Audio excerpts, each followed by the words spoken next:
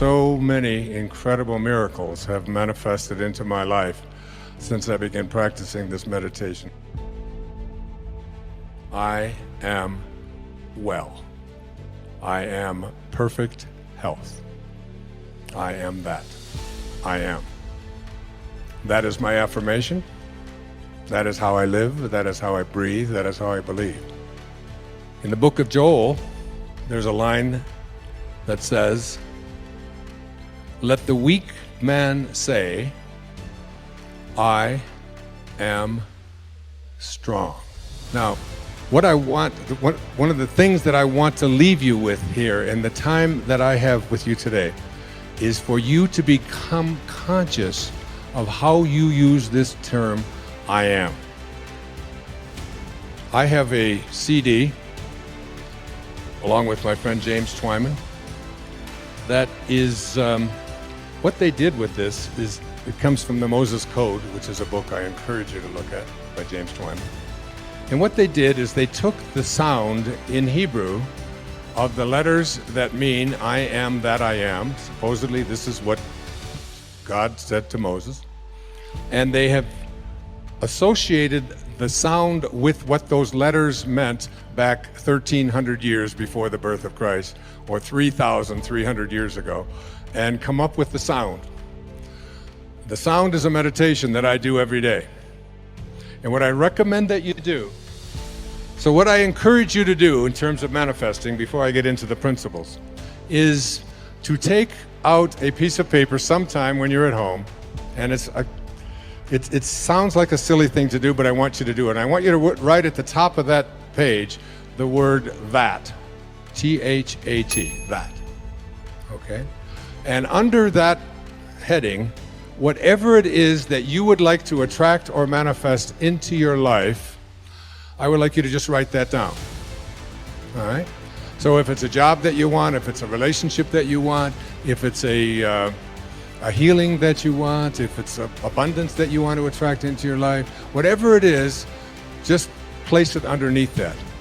And come to a place in your life where it is spoken about in the book of Romans, in the New Testament.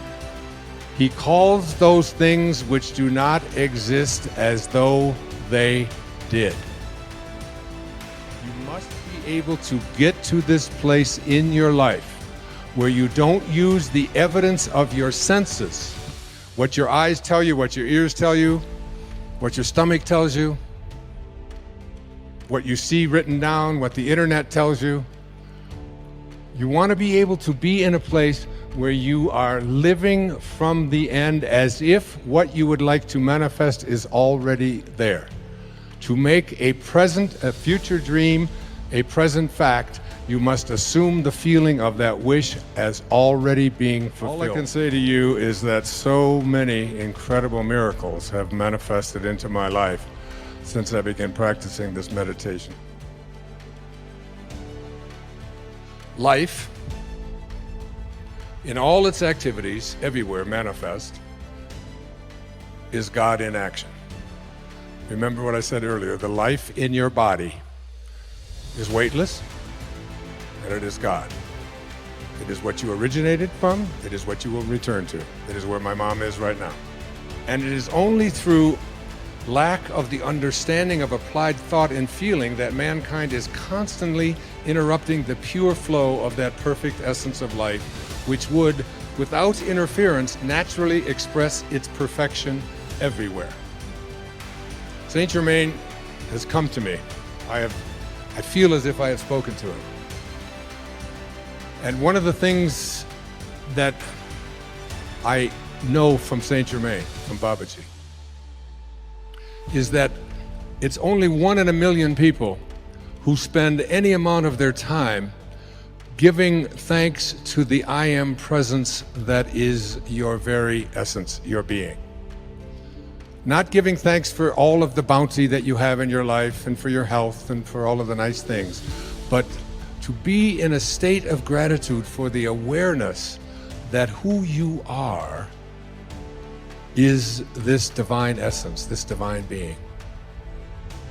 When I do the meditation, one of the things that I say is, I am in a state of continuous gratitude for the I am presence that speaks through my mouth and through my body and through my writing and so on. It's staying in constant contact with the awareness that there is something divine that is what I am. And every time I use this word, I am. The natural tendency of life is love, peace, beauty, harmony, and opulence. This, by the way, is what Lao Tzu said as well. For life cares not who uses it, but is constantly surging to pour more of its perfection into manifestation, always with that lifting process which is ever inherent within itself. I am is the activity of that life. How strange it is that students with sincere interest do not seem to get the true meaning of those two words. When you say and feel I am, you release the spring of eternal everlasting life to flow on its way unmolested. In other words, you open wide the door of its natural flow. When you say I am not, you shut the door in the face of this mighty energy. I often tell my audiences, God didn't say when Moses asked, what is your name and who shall I say sent me? He didn't say, my name is I hope things work out for you. He said, my name is I am that I am. That meaning, when he says I am that was Nisargadatta's great autobiography, or biography, and a book that I have studied for 30 years now. And he was known as the I am guru in India. And these two words, I am, have so much power within them. I am is the full activity of God. Having placed before you so often the truth of God in action, I wish you to understand its first expression in individualization, in you. All right? The first expression of every individual everywhere in the universe, either spoken word, silent thought, or feeling, is I am, recognizing its own conquering divinity. The student, endeavoring to understand and apply these mighty yet simple laws, must stand guard more strictly over his thoughts and expression in word or otherwise. For every time you say, I am not, I cannot, I have not, you are, whether knowingly or unknowingly, throttling that great presence within you. So, could God say, I am depressed? Could God say, I am sad? Could God say, I am unhappy? I am miserable? Not possible. And every time you say that, you blaspheme. Because when you use the words I am, you are in union, you are in yoga with God. So when I do my yoga practice, and there's certain of these postures and asanas that I have a little more difficulty with others, especially balancing ones and so on. Before I start the asana, my inner meditation is, I am well balanced. I am perfect balance. I can do this. I am perfect balance. And as I do this, I begin to see that I am speaking to this body. And what is this body? It is nothing more than something temporary that is always changing, so it's not even real. The I Am discourses are, I think, one of the great spiritual texts on the planet today. You can pick it up, especially Volume 3. It's published by the Saint Germain Press. Saint Germain is, I believe, because I'm a student of Yogananda, and Sri Yukteswar, his teacher, who was born on the same day I was in only 1855 instead of 1940, like me.